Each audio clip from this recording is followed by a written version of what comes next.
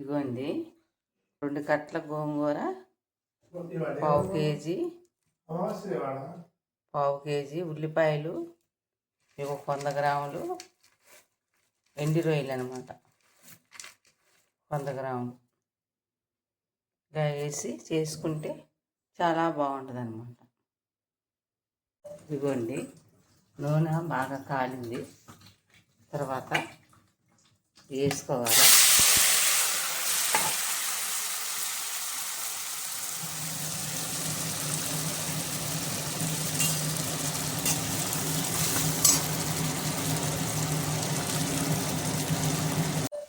వేసుకున్నా కదా, ఇప్పుడు ఎండు రొయ్యలు బాగా వేగినాయి.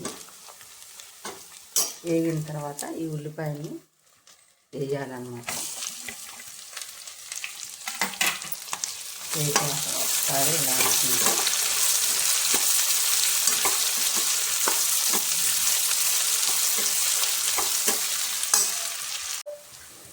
ఇదిగోండి ఇందాక ఉల్లిపాయలు వేసా కదా, ఇలా వచ్చిందనమాట.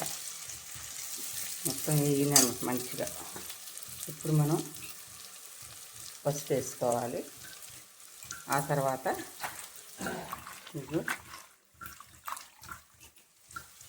గోంగూర వేసుకోవాలన్నమాట.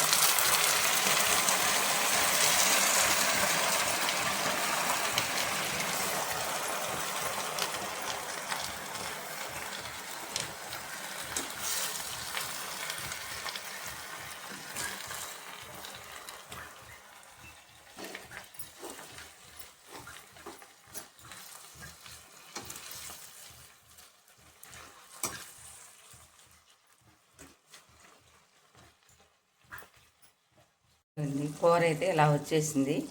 ఇప్పుడు మనం సరిపడంత ఉప్పు,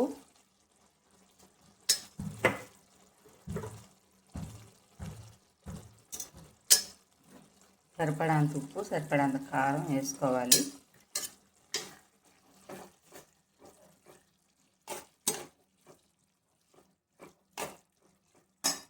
ఇంకా కొంచెం మగ్గాలండి, అందుకే కారం వేస్తున్నాను.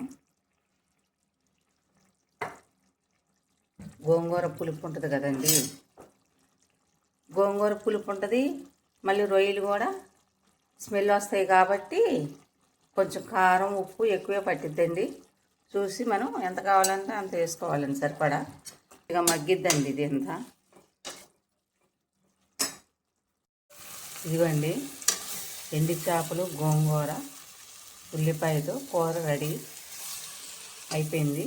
కట్టేస్తున్న గ్యాస్.